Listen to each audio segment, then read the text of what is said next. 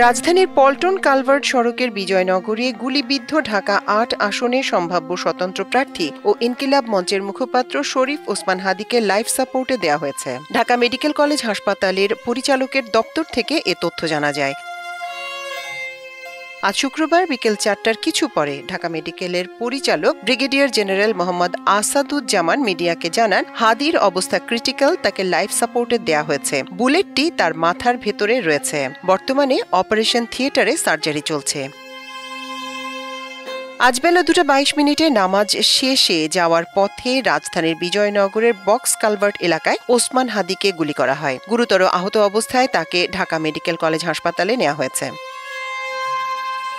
ঢাকা মহানগর পুলিশের গণমাধ্যম ও জনসংযোগ বিভাগের উপকমিশনার মোহাম্মদ তালেবুর রহমান জানান, বেলা 2:22 একটি মোটরসাইকেলে দুর্বৃত্তরা আসে। মোটরসাইকেল থেকে হাদীকে লক্ষ্য করে গুলি ছোড়া হয়। অপর একটি সূত্র বলছে 3টি মোটরসাইকেলে 6 জন দুর্বৃত্তকে ঘটনাস্থল থেকে পালাতে দেখা গেছে। একটি গুলি হাদীর কানের পাশ দিয়ে মাথায় ঢুকে আটকে যায়। ঘটনাস্থল থেকে হাসপাতালে চিকিৎসা শুরুর আগ পর্যন্ত ব্যাপক রক্তক্ষরণ ও মাথার ভিতরে গুলি আটকে থাকায় হাদীর অবস্থা সংকটাপন্ন হয়ে পড়ে। গুলিবিদ্ধ হওয়ার সময় ঢাকা ৮ আসনের সম্ভাব্য স্বতন্ত্র প্রার্থী হাদীর পেছনের রিকশায় ছিলেন মোহাম্মদ রাফি। তিনি ওসমান হাদীর গুলিবিদ্ধ হওয়ার ঘটনা বর্ণনা দেন।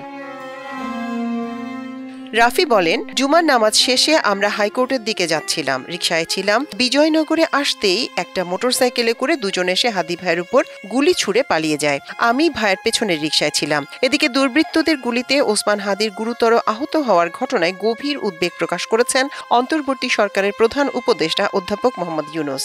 একই সঙ্গে প্রধান উপদেষ্টা আইন শৃঙ্খলা রক্ষাকারী বাহিনীকে দ্রুত ও ব্যাপক তদন্ত চালিয়ে হামলায় জড়িত সবাইকে শনাক্ত করে আইনের আওতায় আনার কঠোর নির্দেশ দিয়েছেন। বিএনপির ভারপ্রাপ্ত চেয়ারম্যান তারেক রহমানও এই নৃশংস ঘটনায় তীব্র ক্ষোভ ও নিন্দা জানান। শুক্রবার বিকেলে বিএনপি আয়োজিত দেশ গড়ার পরিকল্পনা শীর্ষক কর্মশালার বক্তব্যে তিনি নিন্দা জানান।